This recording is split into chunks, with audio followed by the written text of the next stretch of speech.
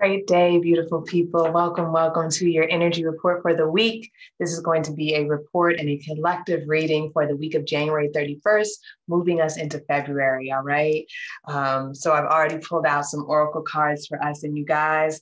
The theme of this week is thinking about how we spend our time, all right? The first card out is expand time. And this card came out before and it reminded me that how do we expand time? By being present, right? Because this is the only moment that we have. And so how do we expand this moment? We breathe into it. We breathe into it and we pay attention to the wetness of our tongue. We pay attention to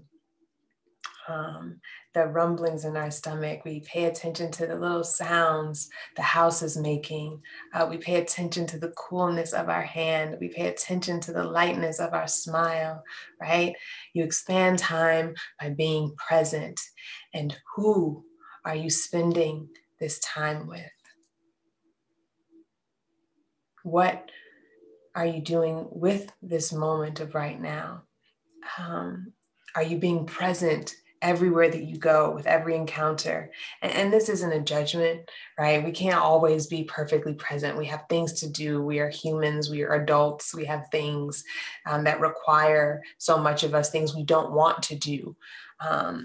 But this is a time to really, and under the expand time, we have the abundance card, right? To be abundant in our present, because this is the most fulfilling moment that we have right now. And then we've got the rhythm of fate and the tickings of time. The rhythms of fate and the ticking of time. And under that, we have balance. Like I said, balancing out how and where we spend our time, how we spend our time. And again, I know I just watched people's oracles, so her words are so permeating through my mind. And she talks about how we use currency. We think about time as far as, well, what am I making, right? What is this worth? If I can't make, if it's not about money, it don't make sense, right? That thing. And she implores us to disavow the fact that we are trying to trade time for currency. And People's Oracle Dana asked us to instead think about time in our relationships, right? What am I building with these people, and not in this sort of frivolous way, right? What are we creating together? What is the magic of our relationship? What is this creating?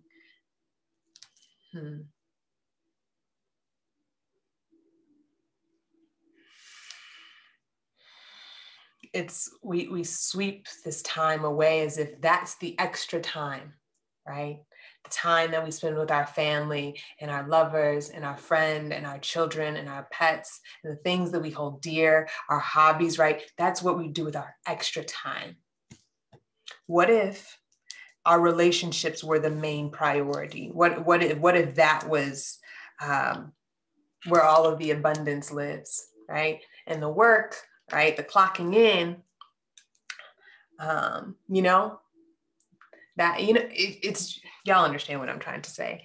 And the thing is, I love my work, right? I love doing this. I love seeing clients, but it's because it's so relationship based. So my time is spent relating to people, right?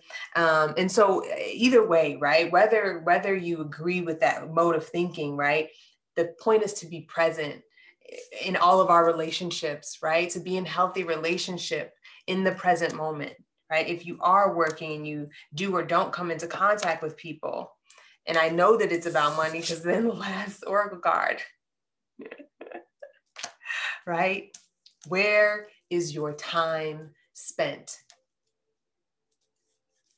Let's see what this balance card has to say for us, because I'm feeling it right now. This card may indicate a reluctance to change.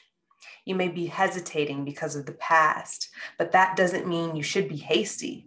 Weigh all sides before moving forward. This can mean the start of a relationship. Proceed slowly. Support is one of the key words here. Oh, the mantra is, I must create before the opportunity disappears. And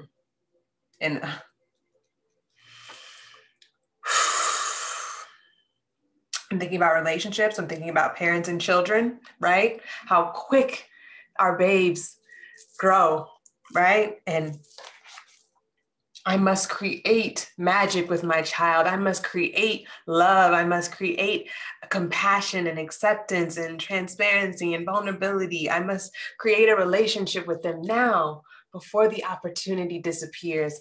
And oh, how haven't we learned how precious time is, as if during COVID, time seemed to be slowing down, right? And still we've wasted time, wasted things on trivial matters, tried to say things didn't matter when they did, right? Or trying to say things mattered when they didn't, right? So just being really, really aware of how we're spending our time. And look at these people. It's like they held a grudge, and who knows how long they're going to be with each other. Like, so peace now, resolution now, love now, freedom now. Create resolution so that the opportunity does not pass you by, so that it does not disappear.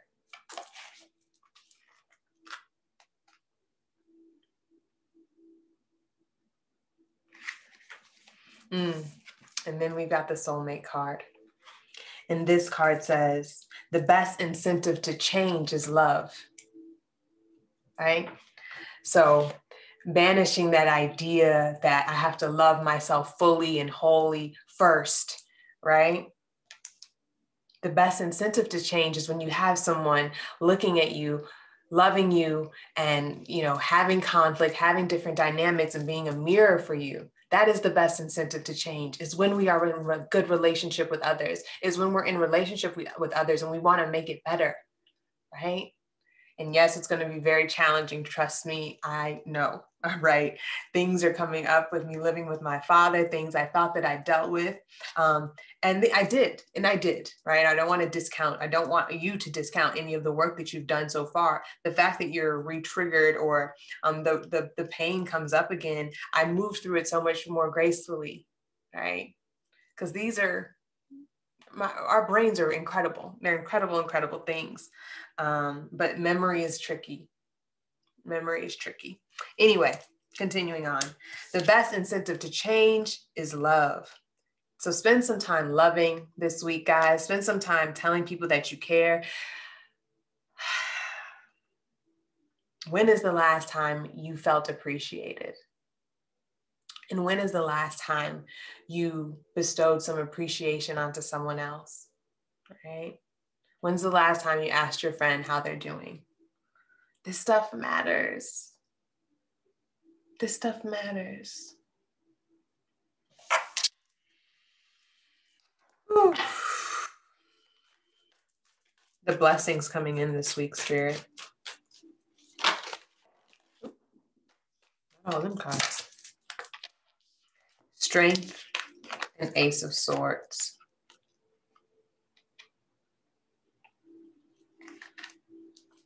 And the Strength card always talks to me about infinite love, because the infinity symbol, right?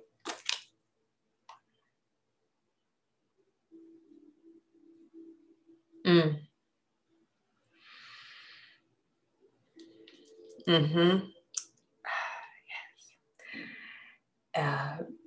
The blessing this week is that something will finally connect with your mind and your heart, right? That bow, connecting our head with our heart, which are so often in conflict with each other. And I've talked about conflict and contrast so much this week. And it's like, finally, the mind and the heart are in union. Woo.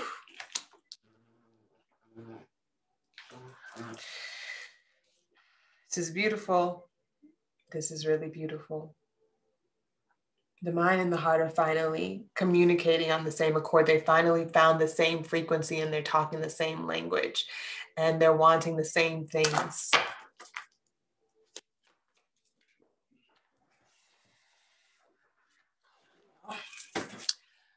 a pie on this table?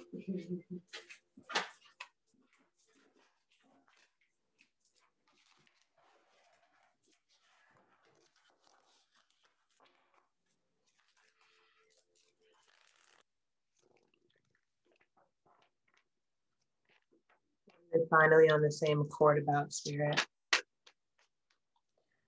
Oh, this is so beautiful. I can't wait to hear about your guys' revelations. Can't wait to hear how you guys are resolving conflict in your most precious relationships. Can't wait. I'm so excited. Lovers and rebirth. Harmony. Sorry, lovers, harmony. Right? I see you. I see you. You are me. And I love you. I said this in the Mercury retrograde reading. If you guys want to check that out. About people being our mirrors.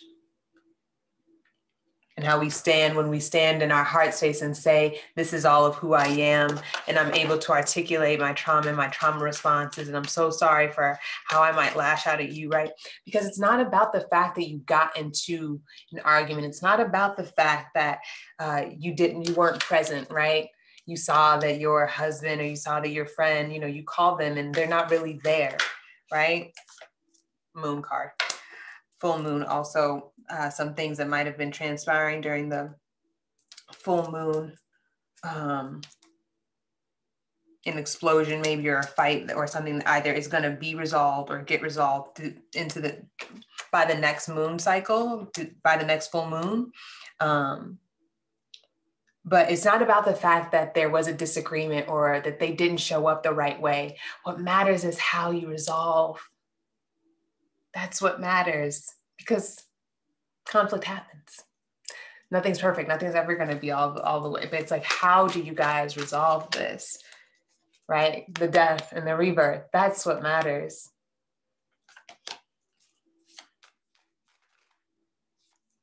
Okay.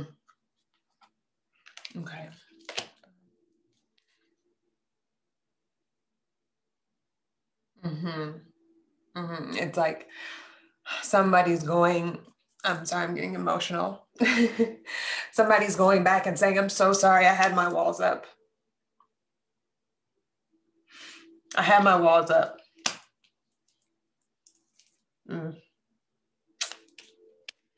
This is very personal for me, guys. As we all know, we all have daddy and mommy issues, right? And they're sorry, but they're sorry. They're sorry that they had their walls up. They didn't know any better, right? Withdrawal is sometimes safety, right?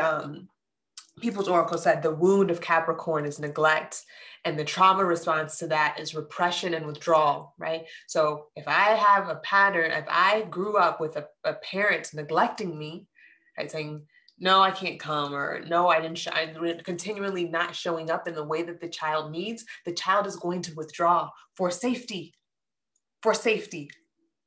yes? So now they're in relationship, they're in partnership, they're with their bosses, they have conflict at work, and what do? They withdraw and they repress how they feel. They might use sarcasm or passive aggressiveness or avoidance completely, right? People are like, I don't do conflict, right? Maybe that might be some withdrawal happening. And so they do it for safety, but now we're adults and we have people who, if we're in healthy relationships, sometimes there is a person there trying to be there, not neglecting us, that's sometimes just the story that we're telling ourselves in our heads. And so we have to come to them, as Colin of Queer to Cosmos says, and I think this is from Brene Brown's book about shame resilience, is coming to people up front and saying, this is the story that I'm telling myself about this situation, right? So then it's not accusatory. We're saying, this is the story I'm telling myself, because usually the story that we tell ourselves is about something that happened in our childhood, right? And